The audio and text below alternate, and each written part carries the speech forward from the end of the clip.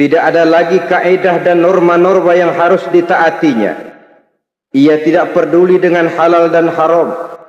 Ia tidak kenal hak dan batil. Ia tidak tahu mana yang boleh dan mana yang tidak boleh. Segala cara dilaksanakan asal tujuan tercapai.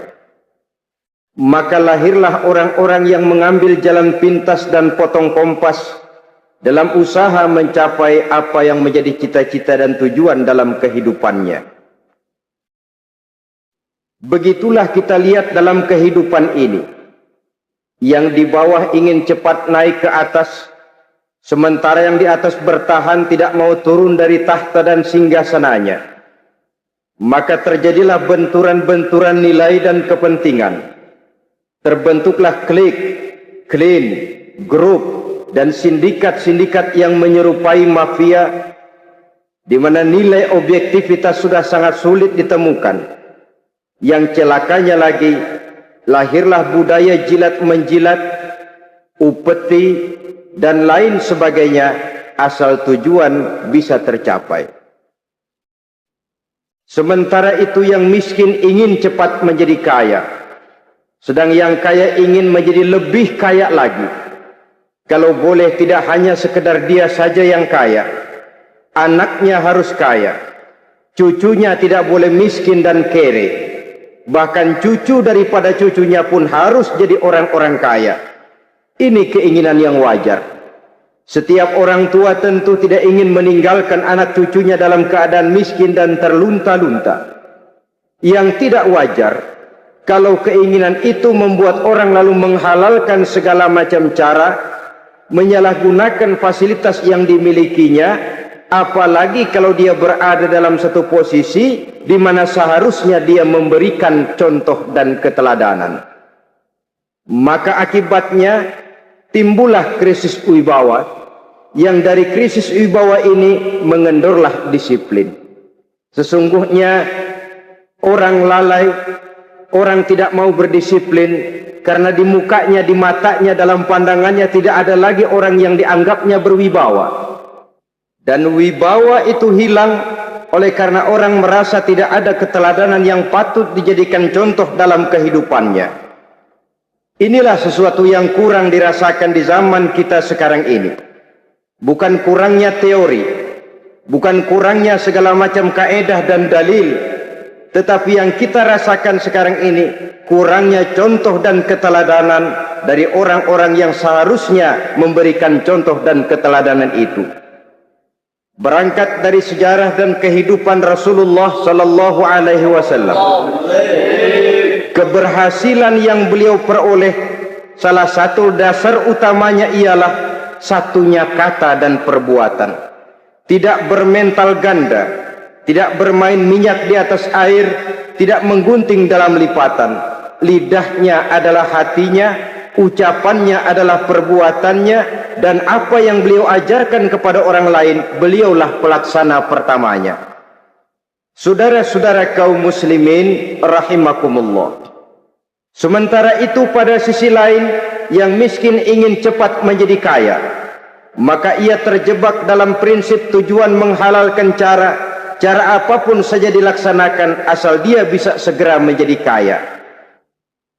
Maka salah satu jalan yang banyak dilaksanakan orang untuk mencapai kekayaan tanpa harus peras keringat dan banting tulang seperti umumnya orang adalah melalui satu jenis permainan yang umumnya kita kenal dengan nama judi. Ada dua bentuk dan pola daripada judi. Walaupun seiring dengan kemajuan ilmu pengetahuan dan teknologi canggih, peradaban manusia semakin tinggi, maka jenis macam judi yang dimainkan oleh manusia ikut-ikut menjadi canggih. Tetapi pada umumnya ada dua jenis macam judi itu. Pertama, ada judi yang dilakukan secara langsung, dalam arti seorang petaruh berhadapan dengan bandar atau orang berhadapan dengan orang. Dari judi yang dilaksanakan secara langsung ini, efek negatif yang segera bisa kita lihat dengan nyata. Pertama, timbulnya rasa dendam dan permusuhan. Walaupun orang nampak duduk berhadap-hadapan, Walaupun kelihatannya mereka tertawa satu sama lain, tapi yakinlah itu cuma sekedar kulit saja. Pikiran yang ada dalam benak tiap-tiap orang yang terlibat dalam perjudian tidak lain ialah bagaimana saya bisa mengalahkan lawan main saya. Akibatnya tentu bisa kita pastikan akan timbullah dendam dan permusuhan bagi yang kalah, akan timbullah rasa sombong dan menganggap remeh orang lain bagi yang menang. Yang kedua, lalainya orang kepada apa yang menjadi tanggung jawab dan kewajibannya. Orang bisa lupa kepada anak dan istri. Kalau kepada anak dan istri saja sudah bisa lupa, apalagi kepada yang lain. Sebab anak dan istri memang merupakan bagian daripada kehidupan kita. Konon lagi saudara, konon lagi keluarga yang lain, anak istri saja bisa terlupakan oleh penyakit dan permainan yang bernama judi ini. Yang ketiga, hilangnya rasa sayang kepada harta. Harta yang didapatnya dengan peras keringat dan banting tulang. Mungkin pergi pagi dan pulang sore. Setibanya dia di meja judi, apalagi uang tadi sudah bertukar dengan dalam bentuk koin, maka rasa sayang kepada harta itu tidak akan pernah ada lagi. Tetapi saudara-saudara, bagaimanapun juga, judi dalam artian langsung semacam ini hanya melibatkan orang-orang tertentu. Artinya selektif. Ada judi yang lebih berbahaya daripada jenis ini, perjudian massal. Taruhlah roulette dan kasino itu judi. Tetapi judi jenis roulette dan kasino ini bahayanya hanya untuk orang-orang tertentu yang memang sudah mapan, kelompok elit. Masa iya bocah angon di kampung main roulette? Apa ia yang tinggal di pinggir kali kenal kasino? Ya entahlah kalau kasino Prambos ya. Dari judi massal semacam ini lahirlah penyakit yang dinamakan tulul amal. Tulul amal, orang yang terlalu panjang angan-angan. Bukan tidak boleh orang bercita-cita, sebab cita-cita itu perlu. Katanya manusia tidak makan masih bisa hidup 1 bulan lebih. Manusia tidak minum masih bisa hidup 3 hari lebih. Tapi manusia tidak punya cita-cita 1 jam pun dia tidak akan bisa hidup. Karena faktor yang membuat kita bergairah menghadapi kehidupan, faktor yang mendorong kita untuk tetap berusaha dan tegar menghadapi resiko, karena adanya cita-cita di dalam kehidupan kita. Tetapi cita-cita tanpa direalisir dengan usaha, cita-cita yang tidak berangkat dari kemampuan yang ada, pada akhirnya hanya akan merupakan cita-cita yang mengawang, tidak akan terwujud dalam kenyataan, dan akan membentuk manusia menjadi orang yang tulul amal, panjang angan-angan, terlalu muluk keinginan, tidak berangkat dari kemampuan dan kesanggupan yang ada pada dirinya sendiri. Maka penyakit inilah yang telah menghasilkan dan melahirkan penghayal-penghayal kelas berat, tukang-tukang ngelamun kelas tinggi yang hidup di angkasa luar. Dan sejarah belum pernah mencatat ada orang menjadi kaya karena judi, itu belum pernah. Saudara lihat saja orang kaya yang namanya Adnan Khashoggi, orang kaya yang namanya Henry Ford, orang kaya yang namanya Aristotle Onassis, orang kaya yang namanya David Rockefeller. Itu seluruhnya menjadi kaya bukan karena mereka terlibat dalam perjudian, tapi karena kerja keras, peras keringat, banting tulang. Dan itu dimulai sejak mereka masih remaja. Saudara-saudara kaum muslimin rahimakumullah. Sehingga ada pepatah mengatakan, many a great man start as a newspaper boy, katanya. Banyak orang besar yang mulai pekerjaannya dengan menjual koran. Artinya berangkat dari A, Banyak pengusaha mobil yang memulai pekerjaannya dari tukang cuci mobil, tapi lalu bertahap dan tegar menghadapi kenyataan, sehingga proses demi proses dia hadapi dengan tegar, dengan tabah, dengan sabar, dengan ulet, sampai kepada membuahkan hasil. Kita ingin pintas, kayaknya mau, usahanya tidak mau. Senangnya mau, peras keringatnya tidak mau. Ini tentunya akan melahirkan kontradiksi di dalam kehidupan. Maka dari jenis perjudian massal semacam ini, lahirlah penyakit tulul amal, panjang angan-angan, terlalu muluk cita-cita. Bayangkan saja, kalau ini terjadi secara massal, menimpa nasib rakyat kita di pedesaan, yang jauh dari keramaian. Tiap hari mereka didina-bobokkan oleh gambaran tentang akan diperolehnya uang dalam jumlah yang banyak, dengan angka nol yang berentet. Tiap hari mereka melihat angka-angka itu. Mereka lambat laun akan terseret dalam arus tulul amal ini. Panjang angan-angan, muluk cita-cita, hanya dengan mengandalkan meja perjudian. Akibatnya timbul penyakit yang kedua, yang ketiga, yaitu malas berusaha. Orang kalau sudah terlalu asik berkhayal, menghitung bintang di langit, malas berusaha. Kalau ada temannya kerja jadi buruh kasar, bawa hasil yang merupakan jerih payah dan peras keringat dia, satu minggu bergaji 10-15 ribu, diketawain. Apaan gaji lu 10 ribu, 15 ribu? Entar gua nih kalau ketembus 100 juta, entar. Yang 10 ribu dan 15 ribu keringat orang itu dihina, itu dicela. Tetapi dia selalu menghitung, entar nih gua. Entarnya, wallahu a'lam. Saudara hadirin yang saya muliakan, timbullah sikap malas. Padahal di tengah negara sedang membangun di berbagai bidang kehidupan. Maka sifat malas ini merupakan musuh kita. Baik mengejar kemiskinan, baik mengejar kebodohan dan keterbelakangan kita di sektor-sektor lainnya.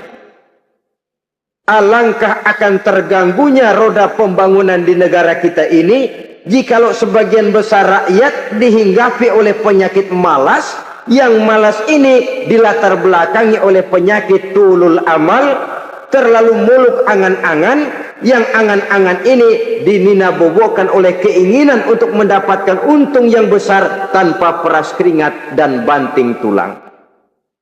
Sasaran yang lebih jauh, dan ini yang paling kita khawatirkan, hancurnya kubu-kubu pertahanan moral daripada bangsa kita.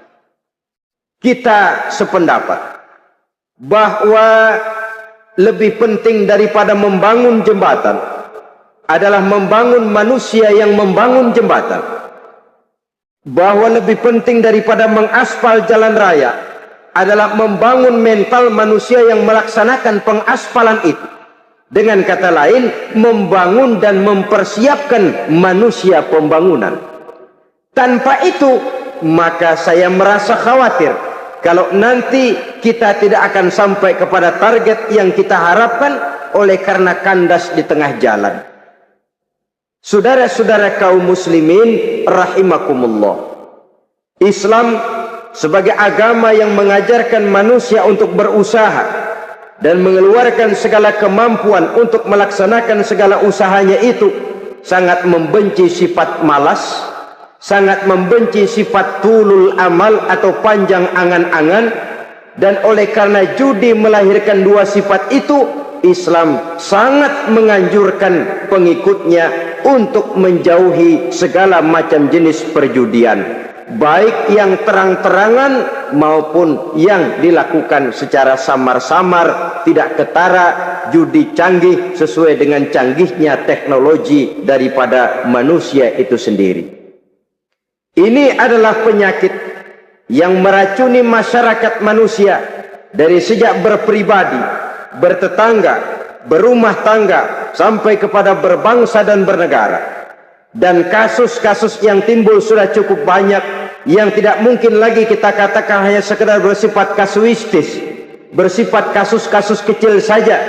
Sebelum riaknya naik ke permukaan, marilah kita membuat benteng untuk masing-masing pribadi muslim memelihara dan menjaga diri, jangan terseret dalam permainan yang bernama judi, apapun bentuknya, bagaimanapun cara dan ragamnya. Karena jelas bahayanya lebih besar daripada manfaatnya. Taruhlah kita barangkali kemarin-marin hanyut dalam arus perjudian, tetapi hendaknya kita bisa mengambil pelajaran bahwa seorang mukmin adalah seorang yang apabila dia melakukan kesalahan, dia segera sadar, dijadikannya pelajaran untuk tidak diulanginya lagi pada masa-masa yang akan datang. Dengan sikap semacam itu, kita tidak lagi akan mengulangi kesalahan-kesalahan lama, dan grafik kehidupan kita dari hari ke hari akan makin menunjukkan hal-hal yang baik dan positif adanya. Saudara-saudara kaum muslimin rahimakumullah, kalau ABRI masuk desa, rakyat beruntung. Kalau jaksa masuk desa, rakyat bahagia. Kalau koran masuk desa, rakyat ikut jadi cerdas. Tapi kalau judi masuk desa, rakyat kiamat. Pembangunan akan terbengkalai. Roda perekonomian akan lesu. Karena mestinya orang membelanjakan uang untuk sesuatu yang dia perlukan, akhirnya dia belanjakan untuk sesuatu yang dia tidak perlukan, karena gambaran, khayalan akan mendapat keuntungan yang jauh lebih besar lagi. Padahal istilah orang-orang tua kita dulu, lebih baik makan singkong betulan daripada makan roti ngimpi. Artinya, uang yang 1.000-2.000 rupiah itu lebih baik dibelikan beras, dimasak, makan bersama anak dan istri, terasa nikmat dan halalnya, ketimbang beli kertas, lalu ngelamun, menghayal, menghitung yang bukan-bukan.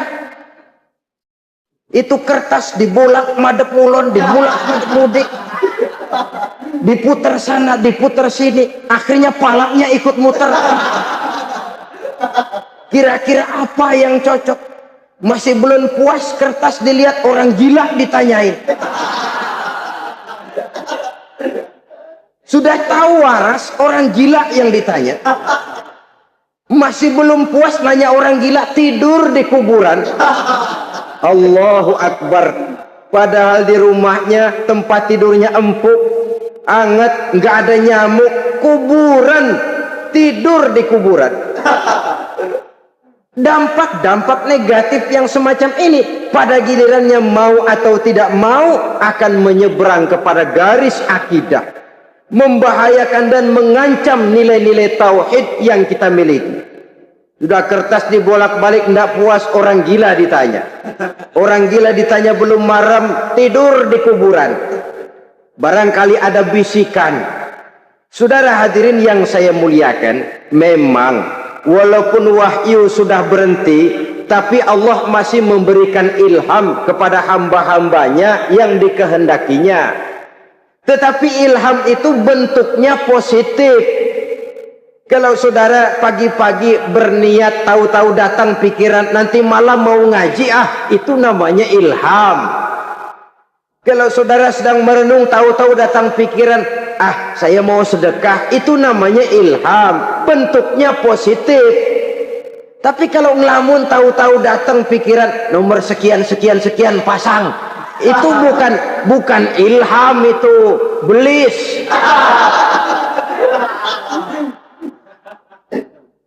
Saudara hadirin yang saya muliakan, tidak puas tidur di kuburan, cari yang lebih paten lagi, dukun ditanya.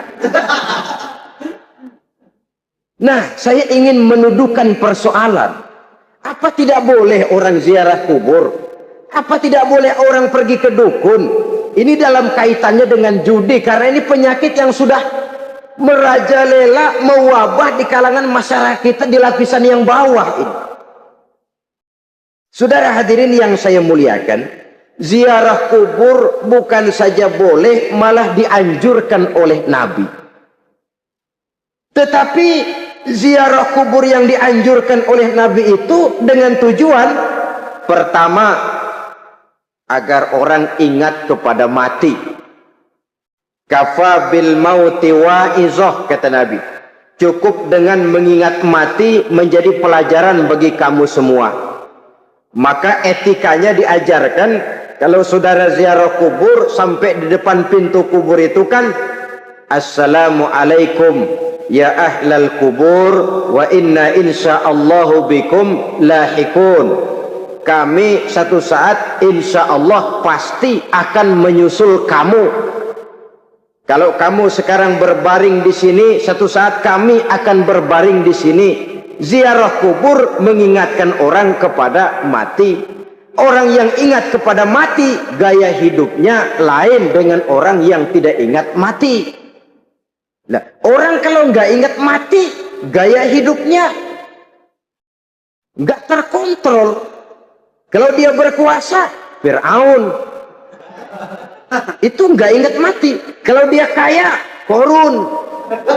Sudah gambarannya nggak merupakan gambaran-gambaran yang baik. Orang yang ingat mati, dia berkuasa, dia berlaku adil. Satu saat saya akan mati dan ini akan dimintakan pertanggungan jawab. Orang kaya ingat mati, dia akan jadi pemurah. Kenapa? Kalau saya diberikan ilmu, pertanyaan akhirat cuma satu, ilmumu kau amalkan untuk apa? Kalau saya diberikan umur panjang, pertanyaan akhirat cuma satu, umurmu kau habiskan di mana? Tapi jikalau saya diberikan harta, pertanyaan akhirat ada dua. Hartamu kau dapat dari mana, kau belanjakan kemana? Depannya ditanya, belakangnya ditanya. Dapat dari mana, dibelanjain kemana? Sebab dua-duanya berkaitan dengan kegiatan. Kadang-kadang dapatnya dari jalan yang baik, tapi keluarnya ke tempat yang tidak baik, itu pun tidak betul. Atau dapatnya dari yang tidak baik, tapi dibelanjakan untuk yang baik, itu pun tidak bisa diterima. Oleh karenanya, dengan mengingat mati, gaya hidup seseorang jadi terkontrol karenanya. Yang kedua, dianjurkan kita untuk berziarah kubur itu mendoakan orang-orang yang sudah meninggal. Mal mayyitu fi qabrihi illa kal gharikil mutaghawis, kata Nabi. Orang yang sudah meninggal itu di alam barzakhnya adalah seperti orang yang tenggelam di lautan, menunggu doa dari keluarganya yang masih hidup. Apakah itu anaknya, kemenakannya, cucunya, dan lain sebagainya. Adapun yang kalau kita ziarahi itu kuburnya orang-orang yang kita tahu merupakan orang soleh, orang yang berjiwa bersih, yang kita kenal ketakwaannya kepada Allah Subhanahu wa ta'ala, tidak ada salahnya kita bertabarruk, asal jangan dengan satu keyakinan bahwa dia secara mandiri bisa mendoakan kita. Dia hanya bisa melakukan itu hanya dengan izin Allah. Nah, umumnya orang kalau sudah ziarah ke kubur-kubur keramat itu, Allahnya kelupaan. Itu yang dikhawatirkan merusak dan mengganggu akidah. Sehingga di awal-awal perkembangan Islam, Nabi pernah melarang orang ziarah kubur itu. Ini bisa kita simak dari hadis, kuntu nahaitukum an ziyaratil qabri fazuruha. Dahulu aku pernah melarang kamu untuk ziarah kubur. Adapun sekarang kalau mau ziarah, ziarahlah kamu. Kata-kata dulu aku pernah melarang kamu, itu menggambarkan bahwa pada permulaan perkembangan Islam, nilai keimanan para sahabat masih rapuh, masih lemah, masih memerlukan pembinaan. Sehingga kalau mereka sering ke kubur, dikhawatirkan mereka minta kepada kubur. Nah, tetapi tatkala nilai keimanannya sudah mapan, sudah kuat, kata Rasul, fazuruha. Adapun sekarang kalau mau pergi berziarah, ziarahlah kamu. Subhanallah, sangat luar biasa apa yang disampaikan oleh guru kita, almarhum Kiai Haji Zainuddin MZ. Sahabat beriman yang dirahmati Allah, Jangan beranjak dulu, tetaplah di channel ini karena kajian ini belum selesai dan masih banyak lagi hal-hal menarik yang akan disampaikan oleh guru kita almarhum Kiai Haji Zainuddin MZ. Maka dari itu, tetaplah di sini dan mari kita lanjutkan kembali. Selamat mendengarkan. Saudara hadirin yang saya muliakan, jadi jangan melupakan Allah. Saya bisa saja berkata, kalau saya misalnya pakai cincin, lalu saya bilang, saya sejak pakai cincin ini, jangan anak gadis, nenek-nenek ngelihat saya lemes. Atau sejak pakai cincin ini, dagangan laris bener. Cincin itu yang menggelincirkan akidah. Untuk tidak tergelincir, orang harus tidak melupakan Allah. Dia bisa berkata, alhamdulillah, Allah memberikan keistimewaan kepada batu cincin saya. Batu cincinnya tidak apa-apa, Allah yang memberikan keistimewaan. Ini dalam bentuk yang langsung. Dalam bentuk yang tidak langsung kita bisa lihat, misalnya kalau petani ditanya, oh ini bisa panen besar ini rahasianya apa Pak? Oh, pupuk urea. Pupuk urea. Nah, Allah nomor 16. Seorang petani yang baik keimanannya, dia akan berkata, kami bisa panen besar karena izin Allah. Lah, kalau pupuknya mah pakai pupuk urea, izin Allahnya dulu, baru kemudian pupuknya nyusul. Jadi sebenarnya bukan cuma pergi ke dukun yang bisa merusak keimanan, pergi ke dokter juga bisa loh merusak keimanan. Kalau berkeyakinan bahwa dokter itulah yang memberikan sembuh, kenapa akidah saudara tidak tergelincir karenanya? Dokter hanya memberikan obat dan resep, sembuh itu datangnya dari Allah. Ini yang diungkapkan lewat lisan Nabi Ibrahim alaihissalam, wa idza maridtu fahuwa yashfini. Apabila aku sakit, dialah Allah yang memberikan sembuh. Memberikan sembuh. Jangan juga menyalahartikan ayat ini. Ada ayat begini sakit terus nekat. Udah nggak usah berobat dah, memang penyakit dari Tuhan, ntar waktunya baik ya baik ya. Udah ampek terus dah. Orang yang berobat saja belum tentu sembuh, apalagi yang tidak berobat. Sama juga orang nggak sembahyang kita ajakin ngotot, lo juga yang sembahyang belum tentu masuk surga katanya. Lah yang sembahyang belum tentu masuk surga, bagaimana cengoran lo yang nggak sembahyang?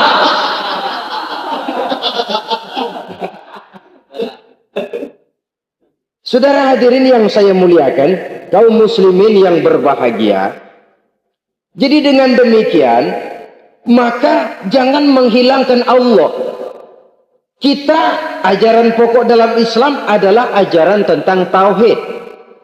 Nah, tauhid ini menyangkut mengesahkan Allah, baik di dalam zatnya, baik di dalam sifatnya, baik di dalam perbuatannya, baik di dalam beribadah kepadanya. Tauhid dalam ibadah itu ada. Tauhid dalam zat artinya zat Allah itu tidak tersusun, tidak terdiri dari bagian-bagian yang bisa dipecah-pecah. Ya seperti kita ini kan ada kepala, ada kaki, ada tangan. Allah tidak tersusun zatnya dari bagian-bagian. Esa zatnya tidak bisa dibagi-bagi. Esa sifatnya artinya Allah itu sifatnya tidak pernah berubah. Sejak dahulu sampai sekarang, Allah itu cinta kepada orang beriman yang melakukan kebaikan. Dan Allah benci kepada orang kufur yang melakukan kejahatan. Mustahil satu saat Allah berubah. Orang kufur yang berbuat kejahatan didemenin, orang mukmin yang berbuat kebaikan dikeselin. Misalnya tahun 2000 Tuhan giliran jengkel sama orang mukmin. Itu mustahil, dia esa di dalam sifatnya. Lain dengan sifat kita manusia, sifat kita ini kan relatif. Ada saatnya kita senang, lain saat yang kita senang betul kita caci maki. Hari ini kita caci maki, besok kita puji. Lihat teman kaya, habis kita omongin, boleh jadi dia kaya. Kenapa? Dukunnya 36. Begitu kita habis caci maki begitu, dia datang ngasih duit sama kita. Cacian itu bisa berubah menjadi pujian. Lu ya emang bukan main dah. Sifat kita itu relatif, bisa terpengaruh oleh situasi dan kondisi. Saudara hadirin yang saya hormati, kaum muslimin yang berbahagia, Allah juga esa di dalam perbuatannya. Artinya, di dalam menciptakan apapun yang akan diciptakan oleh Allah, di dalam melakukan apapun yang akan dilakukan oleh Allah, tidak terikat kepada faktor lain, tidak memerlukan bantuan lain. Dia adalah mutlak. Nah, kemudian kita mengesahkan Allah dalam zatnya, mengesahkan Allah dalam sifatnya, mengesahkan Allah dalam perbuatannya, belum tentu berarti kita mengesahkan Allah dalam ibadahnya. Sebab banyak orang yang yakin betul Allah itu esa, teguh dengan pendiriannya. Tuhan lu siapa? Allah. Allah bagaimana? Esa. Bagaimana kalau dua? Kagak. Tiga? Enggak. Mantap. Soal tahlil paten. Tapi dalam ibadah kadang-kadang dia tidak mentauhidkan Allah. Ini makna wa ma umiru illa liya'budullaha mukhlisin. Kami tidak memerintahkan kepadamu kecuali untuk beribadah kepadaku, kata Allah, dengan ikhlas. Beribadah kepada Allah dengan ikhlas itu artinya apa? Beribadah hajat. Nah, kalau hanya untuk Allah saja, lalu kita minta berdoa di depan kuburan orang yang soleh, apa syirik? Tidak syirik. Kalau kita berkeyakinan bahwa orang tempat kita memanjatkan doa itu hanya bisa mendoakan kita dengan izin Allah. Dia sendiri tidak punya kekuasaan apa-apa. Tanpa izin Allah, dia tidak bisa berbuat apa-apa. Itu tidak menyebabkan orang menjadi syirik. Sama saja dengan kalau saya berkata tadi, alhamdulillah Allah telah memberikan keistimewaan kepada batu cincin saya. Apa salahnya Allah memberikan keistimewaan kepada benda-benda mati? Allah memberikan keistimewaan kepada Hajar Aswad, benda mati. Allah memberikan keistimewaan kepada Masjidil Haram, benda mati. Allah memberikan keistimewaan kepada Ka'bah, benda mati. Orang tawaf keliling Ka'bah, sembahyang di Masjidil Haram, sujud menghadap kepada Ka'bah. Apakah jadi syirik? Tidak. Kita tidak menyembah Ka'bahnya, kita menyembah yang punya Ka'bah itu. Nah, di sini kita lihat bahwa fungsi Ka'bah hanya merupakan wasilah. Tapi kalau Allahnya kita hilangkan, jadilah kita penyembah batu. Hanya saja batu itu berbentuk 4 bernama Ka'bah. Sa'i, orang yang melaksanakan haji, lari-lari antara Safa dan Marwah, amalan apa itu? Seakan-akan kita menghormati bukit-bukit, gunung-gunung. Tapi bukan itu yang kita tuju dalam pelaksanaan sa'i itu. Yang kita tuju adalah ini perintah Allah. Allahnya yang diutamakan. Maka hal semacam ini tidak menyebabkan orang menjadi syirik dan tergelincir dari tauhid. Tapi kalau ziarah kubur dengan niat cari buntutan, cari nomor yang cocok, ini niatnya saja sudah salah. Nah, kalau berangkat dengan niat yang salah, sampai di sana saya yakin seyakin-yakinnya amalannya pasti salah. Lah, kubur yang diziarahin bukan kubur orang soleh. Ya mana ada orang soleh ngasih kode buntut. Ada juga orang salah, bukan orang soleh itu. Kadang-kadang dia nggak tahu kuburan siapa, nongkrong aja di situ. Memang sulit, saudara-saudara. Mental ya, namanya mental. Kalau memang mental sudah mental judi, apa saja bisa dijudiin. Jadi orang nggak perlu sebenarnya pemerintah terlalu gini, nggak usah. Kembali saja kepada mental. Kalau mental memang sudah mental judi, apaan aja bisa dijudiin. Pulang tengah malam nabrak babi, babi yang keluar nih.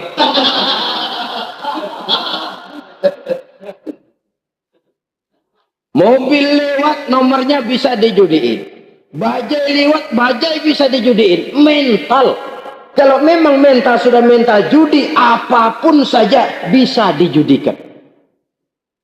Saudara hadirin yang saya muliakan, lalu bagaimana dengan dukun? Ya, saudara hadirin, pergi ke dukun hakikatnya sama dengan pergi ke dokter.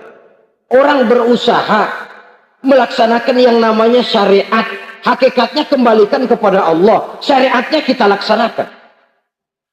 Tetapi, nah ini tetapi. Yang pertama, saudara harus tahu betul dukunnya itu. Bayang apa enggak? Agamanya kuat apa enggak? Sebab, ya tentu tidak ada dukun yang jelek. Karena pada umumnya, penyakit dukun itu kan nyohor. Iklan lewat koleha-kolehanya. Kita bisul kecil, datang. Kata dukun, ini si kecil kemarin bisul kayak kelapa 5 menit baik. 5 menit padahal kemarin kagak ada yang datang. Diolah sedemikian rupa supaya orang mantap. Jadi jangan asal sembarangan. Kadang-kadang lihat potongan dukunnya aja kita ngeri. Mukanya sudah kremot, nggak pernah tersentuh air wudhu. Jangankan air wudhu, mandi aja jarang. Yang kayak begini yang dipegang mati-matian, yang dipercayai habis-habisan, akan kita kemanakan tauhid kita ini? Apalagi kalau perginya sudah dengan niat mencari nomor yang jitu. Itu saya katakan lagi tadi, berangkat saja sudah dengan niat yang salah. Orang berusaha silakan. Sama juga kita ke dokter. Oleh dokter kan setelah diperiksa penyakit kita, lalu dianalisa, oh ini penyakitnya ini. Kemudian diberikan obat. Lah, obat itu kan tentu ada aturan minumnya tuh. Yang kapsul ini sehari 3 kali, yang tablet ini sehari 2 kali. Kalau kita minumnya kelebihan, overdosis namanya. Saking pengen cepet baik, sekali minum 10 tablet. Ya memang nggak sakit-sakit lagi, tapi nggak hidup sudah. Habis. Kita pun dalam melaksanakan amalan hidup beragama begitu. Saudara datang kepada kiai, orang-orang soleh, meminta amalan, wiridan, itu jangan sampai overdosis. Tidak sesuai dengan kemampuan pribadi. Wong masih SD sudah minta matematika kelas SMP, celeng. Baru SMP sudah minta diajarkan filsafat kelas perguruan tinggi, semaput. Kenapa? Daya tampungnya nggak kuat. Emang ukuran secangkir, minta di sini seember, ya luber. Lebihnya nggak cukup. Kenapa? Yang diberikan, yang diamalkan tidak sesuai dengan makomnya, tidak sesuai dengan kemampuan yang ada pada dirinya. Saudara hadirin yang saya muliakan, akhirnya apa? Mencelakakan dirinya sendiri. Ngawur. Baru sembahyang seminggu udah ngaku ketemu malaikat. Sembahyang ditemenin malaikat lah, sembahyang baru seminggu mulai. Itu malaikat iseng amat. Ya walaupun kalau Allah izinkan tidak mustahil, tapi kan tidak logik. Orang yang melaksanakan ibadah puluhan tahun memerlukan riyadhah dan latihan, khusyuk dan tawadhu, penuh tazallul, merendahkan diri di hadapan Allah, belum tentu mendapat karunia yang semacam itu. Saudara hadirin yang saya muliakan, jadi dengan kata lain, yang pertama lihatlah dulu kualitas dukun yang akan saudara datangi itu. Ini kualitas black apa kualitas white, aspal apa cat putih. Sehingga jangan sampai kita salah pilih. Sebab biasanya orang kalau sudah hanyut di kali, rumput pun dia pegangin. Dia tahu kalau rumput tidak akan bisa menahan bobot badannya, tapi karena posisinya posisi terjepit, rumput pun dia pegang. Ini satu gambaran psikologis betapa orang dalam keadaan panik, kepepet, kejepit, yang tidak mestinya dipegang pun akan dipegangnya juga. Walaupun dia tahu itu tidak akan bisa menahan bobot badannya, namun dipegangnya juga. Oleh karenanya, yang pertama, lihat dulu kualitas dukunnya. Yang kedua, saudara-saudara, jangan berkeyakinan bahwa dukun itulah yang memberikan permintaan saudara. Si dukun hanya bisa dengan izin Allah. Nah ini kuncinya. Kalau izin Allahnya dihilangkan, dan ini yang jarang. Biasanya kalau kita diajak ke dukun, di sono aja no paten banget. Abah ano, abah ini, abah ano, abah-abah. Lah, lalu pikiran kita kan terfokus. Dikala itulah kita mulai menyampingkan Allah. Di situ yang dikhawatirkan nilai tauhid kita jadi tergoyah karenanya.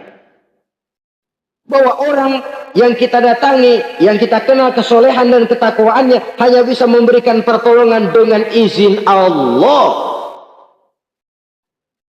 Dengan izin Allah dia doakan kita dan doanya kabul. Dengan izin Allah dia penuhi hajat kita dan hajat kita jadi terlaksana, jadi kenyataan dengan izin Allah. Sebab Allah itu memberikan keistimewaan. Ada waktu istimewa, ada tempat istimewa, ada jam istimewa. Kenapa sih sedekah hari Jumat dengan sedekah hari Kamis pahalanya kok lebih besar hari Jumat? Karena itu waktu istimewa. Kenapa untuk sembahyang sunnah dianjurkan sepertiga malam yang terakhir? Karena itu waktu istimewa. Kenapa doa di Multazam, di dekat Hajar Aswad, di Hijr Ismail, di Raudhah dikabulkan Allah? Karena itu tempat istimewa. Memang kadang-kadang ada orang berkata, kalau mau berdoa kenapa mesti di kuburan wali? Di rumah juga berdoa, Tuhan dengar. Betul, Tuhan dengar, bahkan tidak berdoa pun Allah tahu isi hati kita. Tapi soal dikabulkan atau tidak, itu hak Allah. Dan Allah memberikan fasilitas kepada tempat-tempat tertentu dan istimewa. Dan itu diajarkan oleh Nabi. Di Raudhah perbanyak doa. Kenapa? Itu tempat yang mustajabah. Artinya Allah memberikan keistimewaan kepada tempat-tempat tertentu. Dalam konteksnya dengan ini, makom para aulia, para wali, para ulama soleh, tidak ada salahnya kita berdoa di sana, bertawassul. Bukan meminta kepada si kiai, bukan meminta kepada si ulama, bukan meminta kepada si wali, meminta kepada Allah melalui tempat yang orangnya kita yakin dekat dengan Allah. Walaupun Allah tidak memerlukan perantara, itu jelas. Allah tidak memerlukan calo, memang. Tapi Allah menyediakan waktu dan tempat-tempat istimewa. Itu harus kita manfaatkan untuk mendekatkan diri dan berdoa kepadanya. Saudara-saudara kaum muslimin rahimakumullah. Saya kembali dalam konteksnya dengan dukun yang akhir-akhir ini jadi populer karena merajalelanya judi sampai kepada desa-desa, pedesaan-pedesaan terpencil, yang akibatnya menjauhkan orang dari nilai tauhid. Padahal benar kalau orang berkata kazabal munajjimun walau sodaku. Tukang-tukang ramal itu bohong walaupun benar. Kalaupun betul, kebetulan. Itu maksudnya bohong walaupun betul. Betulnya betul kebetulan. Maka para remaja itu biasanya gemar kepada membaca bintang Anda minggu ini. Kan begitu toh? Nah, apa Aries, apa Virgo, apa Leo dan sebagainya, dan itu memang menarik untuk dibaca. Rezeki sebelah kulon, asmara anget. Saudara hadirin, hal yang semacam ini boleh saja untuk dibaca, tapi tidak untuk diyakini kebenarannya. Boleh saja untuk dibaca, tapi tidak untuk diyakini kebenarannya. Karena meyakini kebenarannya sama saja dengan mendahului Allah. Dan itu bisa menggelincirkan nilai-nilai tauhid kita. Tauhid dalam ibadah, saya katakan tadi, menyembah hanya kepada Allah. Bermohon hanya kepada Allah dengan menggunakan fasilitas-fasilitas yang disediakan oleh Allah, baik berupa waktu maupun tempat-tempat tertentu dan orang-orang. Kalau waktu dan tempat saja ada yang diberikan keistimewaan oleh Allah, padahal tempat itu benda mati, apalagi manusia yang merupakan makhluk hidup. Saudara hadirin yang saya muliakan, saudara-saudara kaum muslimin yang berbahagia, sehingga dengan demikian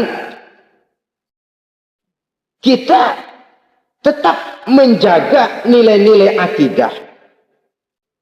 Dan dengan ini syariat kita laksanakan tanpa membuang hakikat. Sebab hakikat tanpa syariat itu kosong. Syariat tanpa hakikat juga tidak ada tujuan. Yang penting hati bersih, nggak sembahyang nggak apa-apa. Mana bisa begitu, Mas? Kalau memang hati bersih nggak usah sembahyang nggak apa-apa. Nabi Muhammad dulu berhenti dong sembahyang. Sebab beliau orang yang hatinya paling bersih. Nah, orang yang hatinya paling bersih saja sembahyang yang nggak berhenti, masa kita lalu mau berhenti? Yang penting kan kita bisa dekat dengan Allah melalui perasaan, banyak-banyak ingat. Apa itu sembahyang? Macam-macam. Itu hakikat saja tanpa syariat, ia tidak bisa. Syariat saja tanpa hakikat juga gerak lahir yang tanpa roh namanya.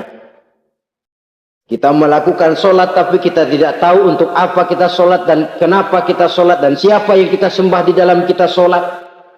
Sehingga dengan demikian keduanya tidak bisa terpisahkan satu sama lain. Seperti halnya kulit dan isi. Barangkali pernah saya ingatkan, kulit penting, isi pun juga penting.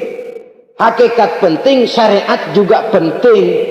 Dan kita jangan salah mengartikan, terjebak dalam ucapan-ucapan yang masih memerlukan penafsiran, sehingga lalu kita cenderung mendiskreditkan dan menjelekkan para wali.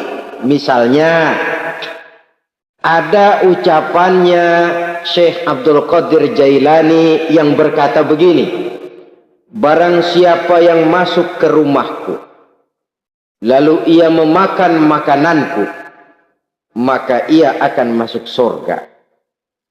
Ini kalau ucapan ini dipahami secara apa adanya, ya jelas orang bisa tergelincir. Tapi kalau ditafsirkan secara betul, siapa yang masuk ke dalam rumahku? Di mana rumah Syekh Abdul Qadir? Di mana umumnya rumah para wali? Di masjid. Jadi siapa yang masuk ke dalam rumahku? Masjid. Lah kalau sudah di dalam masjid, makanannya apa? Getuk. Tentu saja tidak. Kalau sudah di masjid itu ya makanannya ya wirid, zikir, tahajud, baca Quran, paling kurang iktikaf. Jadi siapa yang masuk ke masjid lalu dia sujud, wirid, zikir, ya jelas saja surga. Jangan membaca ucapan ini dan terus rame-rame nyari bekas rumah Syekh Abdul Qadir. Rame-rame masuk ya rumah kecil. Saudara hadirin, kita terlalu terpaku kepada materi ucapan dan melupakan filsafat daripada ucapan itu sendiri. Dalam kondisi yang sedemikian, sangat boleh jadi orang lalu tergelincir karenanya. Oleh karena itulah saudara-saudara, saya kembali kepada satu prinsip. Bahwa sebenarnya dengan tidak perlu menyalahkan pihak-pihak lain, mari kita kembali kepada sikap mental kita sebagai muslim. Kalau mental memang sudah mental penjudi, apapun bisa dijudikan. Tapi kalau mental itu tidak ada, walaupun di kiri kanan dan depan belakang banyak dibuka tempat-tempat perjudian, saya yakin kita akan mampu menahan dan menjaga diri. Sikap mental inilah yang memerlukan pembinaan dari kita semua. Sehingga dengan demikian kita akan menjadi pribadi-pribadi yang bisa bertahan dari segala gempuran-gempuran yang datang dari luar karena adanya prinsip ketahanan mental itu tadi. Sekali lagi saya ingatkan bahwa judi selamanya tidak akan pernah mendatangkan kebahagiaan. Judi tidak akan membuat orang menjadi kaya. Judi tidak akan membuat orang makin akrab berteman dan bersaudara. Yang jelas, judi melahirkan permusuhan dan dendam, membangkitkan rasa malas, memulukan angan-angan tanpa mau peras keringat dan banting tulang, melalaikan orang dari tanggung jawab dan kewajibannya, membuat ia lupa kepada anak, istri dan seluruh keluarganya, dan pada akhirnya dia akan terjebak dalam satu permainan yang makin menjauhkan dia dari proses kesadarannya sebagai manusia.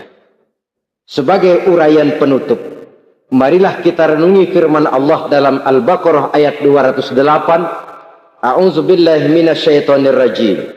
Ya ayyuhalladzina amanu dukhulu fis silmi kafah wa la tattabi'u khutuwati syaitan innahu lakum aduwwum mubin. Hai orang-orang yang beriman, masuklah kamu ke dalam keselamatan. Masuklah kamu ke dalam Islam secara keseluruhan. Jangan kamu mengikuti jejak-jejak setan, karena setan adalah musuhmu yang nyata dan jelas. Judi termasuk jejak-jejak yang ditinggalkan oleh setan untuk diikuti oleh kita agar kita mendapatkan kesengsaraan baik di dunia, lebih-lebih di akhirat nanti. Semoga Allah selamatkan kita. Allah selamatkan seluruh bangsa kita dari penyakit-penyakit judi yang melahirkan efek-efek negatif dalam kehidupan. Terima kasih atas perhatian saudara. Mohon maaf atas segala kekurangan. Usikum wa nafsi bitaqwallah. Wassalamualaikum warahmatullahi wabarakatuh. Waalaikumsalam warahmatullahi wabarakatuh. Alhamdulillahirrabbilalamin. Demikianlah tausiah yang sangat luar biasa yang sudah disampaikan oleh guru kita almarhum Kiai Haji Zainuddin MZ. Tentunya banyak sekali ilmu, hikmah dan manfaat yang bisa kita jadikan pelajaran dalam kehidupan kita sehari-hari. Sahabat beriman yang dimuliakan Allah, mari kita doakan guru kita, semoga beliau diampuni segala dosa-dosanya dan dilapangkan kuburnya. Amin ya rabbal alamin. Dan buat sahabat semua yang sudah setia menonton tausiah ini sampai selesai, saya ucapkan terima kasih banyak. Semoga Allah Subhanahu wa taala senantiasa selalu melimpahkan rahmat dan karunia-Nya kepada sahabat semua. Selalu diberikan kesehatan, dimudahkan segala urusannya dan dilancarkan rezekinya. Amin amin ya rabbal alamin. Sahabat beriman yang dimuliakan Allah, demikian yang dapat saya bagikan. Kurang lebihnya mohon maaf. Wabillahi taufik wal hidayah waridha wal inayah. Wassalamualaikum warahmatullahi wabarakatuh. Setelah kita mendengarkan bersama kajian penuh ilmu, penuh hikmah dan manfaat yang sudah disampaikan oleh guru kita Al-Mafrullah Kiai Haji Zainuddin MZ, sekarang mari kita lanjutkan aktivitas kita masing-masing. Saya doakan semoga sahabat semua selalu diberikan kesehatan, kelancaran dan dimudahkan segala urusannya. Amin ya rabbal alamin. Sampai bertemu lagi di video Samudra Relaxing berikutnya. Assalamualaikum warahmatullahi wabarakatuh.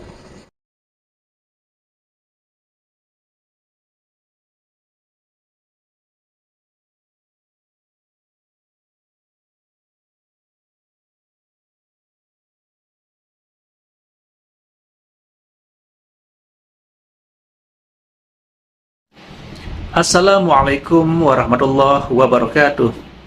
Alhamdulillahi wa kafa, wassalatu wassalamu ala rasulillahil mustafa wa ala alihi wa sahbihi wa man ihtada. Amma ba'du. Sahabat beriman yang dimuliakan Allah, alhamdulillah kita bertemu lagi di channel ini. Doa dan harapan saya semoga sahabat semua selalu diberikan kesehatan, dimudahkan segala urusannya